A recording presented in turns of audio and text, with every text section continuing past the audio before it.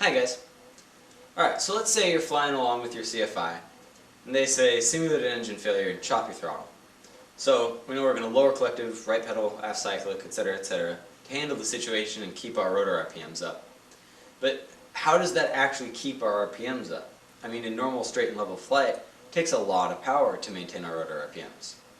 And yet we can maintain them in an auto without an engine. So I'm sure you've noticed one of the biggest differences between straight and level and an auto rotation is that in an auto we have a very high descent rate. And this is actually the key to us maintaining our rotor RPMs. So here I've got a diagram of a airfoil and chord line here, and then a line showing the vertical perpendicular to the plane of rotation.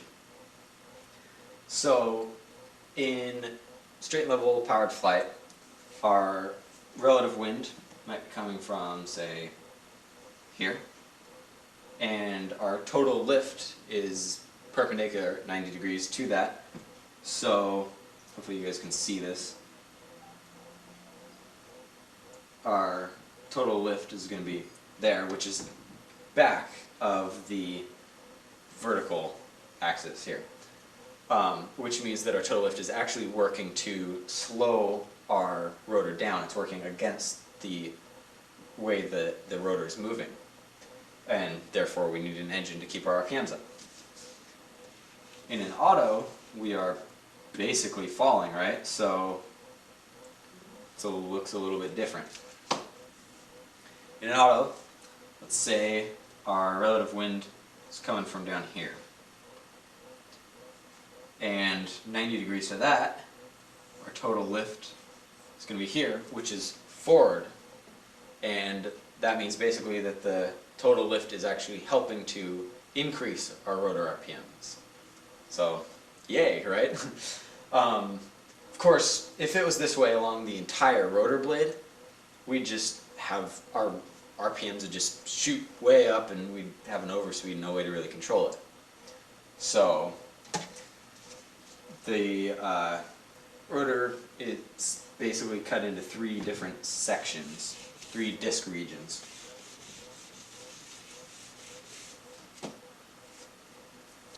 So I'm going to show our main rotor blade like this, and here's the hub, and so it's rotating in this direction.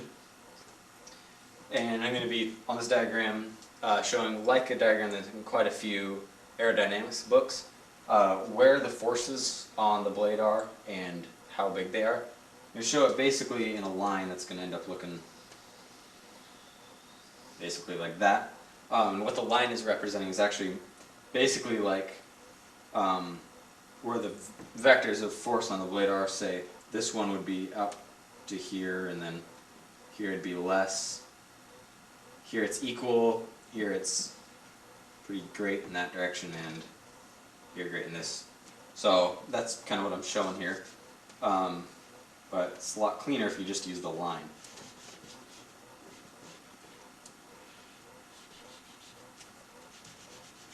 So let me redraw this here, now that I've explained that.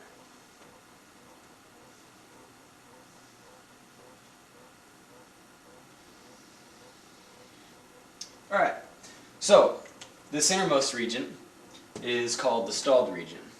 And I wish I had more board space so I could show this along with that diagram I had up here right before of the airfoil from the side, because they go really well together.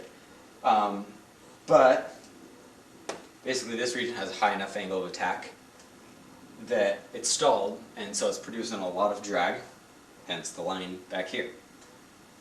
It's from the 0 to 25% area of the blade, so the first quarter.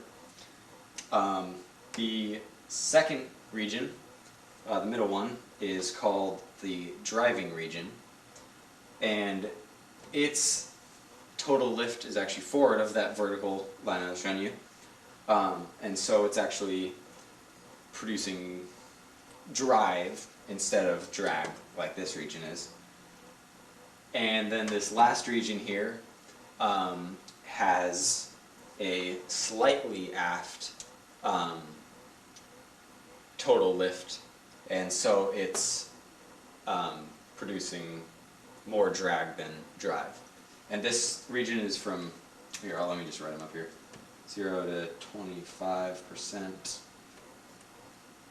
This one's 25 to 70%, roughly. And this region is 70 to 100.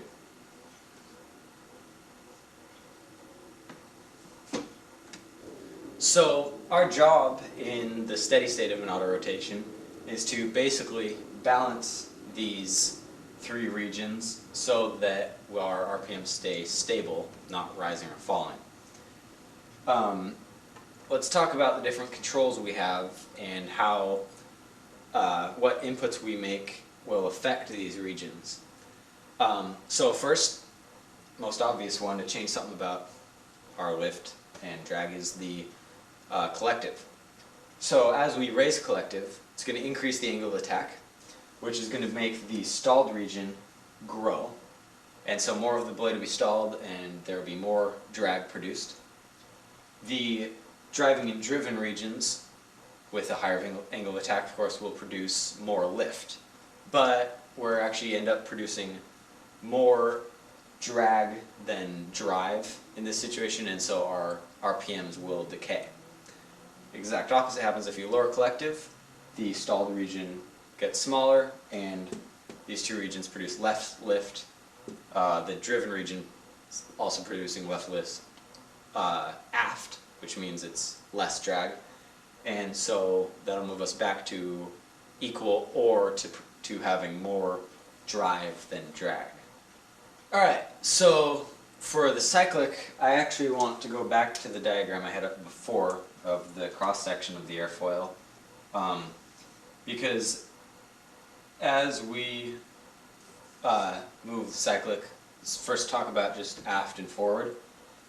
We will, of course, change the angle of attack, but in a different way than just raising the collective. In raising collective, our relative wind is going to stay the same, and our lift is going to increase. So wherever our total lift is perpendicular to the relative wind, it's going to stay at the same angle. It's just going to, the vector is just going to increase or decrease. Whereas when we flare, compared to the plane of rotation, we're actually, so aft cyclic, flare the helicopter, we're actually basically moving the relative wind to coming from, instead of say here, it's going to be coming from a steeper of an angle. And so our total lift, instead of being here, is going to be here. So it does increase angle of attack, and so the stalled region will stall more, and the driven and driving regions will produce more lift, but more of the driven region will become part of the driving region as more of the center of the middle region of the blade is moved to having its total lift forward of this axis here. And so in a flare, we produce more lift and also increase our RPMs.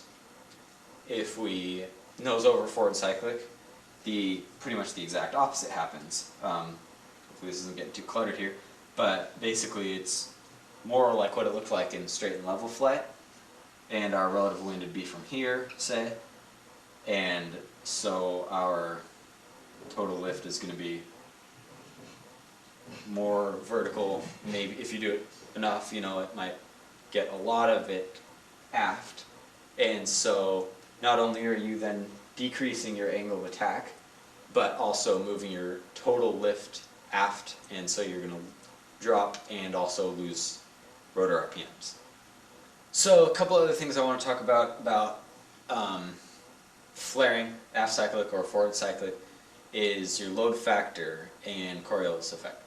So when you give aft cyclic and flare, I'm sure you've noticed that you kind of feel heavy in your seat. This is basically feeling the load factor, and it's a really good way to kind of predict what your RPMs are going to do. If you're feeling heavy in your seat, they're probably going to raise, and if you're feeling kind of light, like you would when you nose over, sort of that semi-low G kind of feeling, your RPMs are probably going to be dropping. So also along with a higher load factor is you're going to have blade coning, and with Coriolis effect, we know if the mass is closer to the center of its rotation, it's going to be spinning faster. So the blades cone and your RPMs are going to increase due to that as well. We can also obviously maneuver in other ways with the cyclic, like in 180 autos, and we can do S-turns and all sorts of awesome stuff. So along with that maneuvering, so let's say we're doing like a left turn, it's basically like a flare except sideways.